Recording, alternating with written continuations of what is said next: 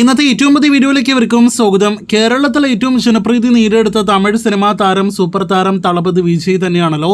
അത് വിജയുടെ കേരള ബോക്സ് ഓഫീസിൽ ഏറ്റവും ഉയർന്ന റെക്കോർഡ് കളക്ഷൻ നേടിയെടുത്ത ഒരു തമിഴ് സിനിമയുടെ റെക്കോർഡ് ലിയോയുടെ പേരിലാണല്ലോ.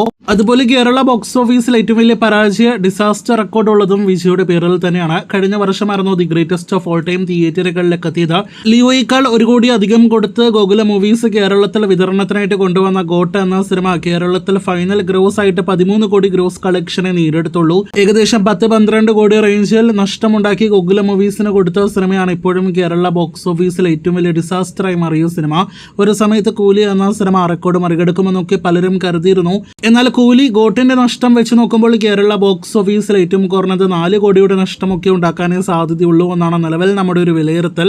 എന്തായാലും കൂലി എന്ന സിനിമയും തിയേറ്ററുകളിൽ കേരളത്തിൽ വൻ പരാജയം ഉറപ്പാക്കി കഴിഞ്ഞിരിക്കുകയാണ്.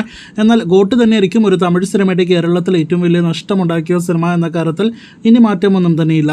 ഇതിനിടയിൽ the greatest of all time എന്ന വെങ്കട്ട പ്രഭു സംവിധാനം ചെയ്ത സിനിമയുടെ ഫൈനൽ വേൾഡ് വൈഡ് ഗ്രോസ് ആണ് ഇനി കൂലി എന്ന സിനിമയുടെ അടുത്ത ബോക്സ് ഓഫീസിലെ പ്രധാനപ്പെട്ട ലക്ഷ്യം. കൂലിയേക്കാൾ മോശം അഭിപ്രായങ്ങൾ ലഭ്യമായ സിനിമയാണ് ദി ഗോട്ട് എങ്കിൽ പോലും ഗോട്ടിന്റെ ഫൈനൽ വേൾഡ് വൈഡ് ഗ്രോസ് 455 കോടിയാണ് ഒഫീഷ്യൽ കണക്കുകൾ പ്രകാരമെങ്കിൽ ട്രാക്കേഴ്സ് കളക്ഷൻ പ്രകാരം 462 കോടിയാണ്.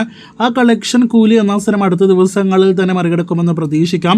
430 കോടിയിലധികം വേൾഡ് വൈഡ് ഗ്രോസ് ഇന്നത്തോടെ രജനീകാന്ത് സിനിമ മറികടക്കാനായിട്ട് ഒരുങ്ങുകയാണ്.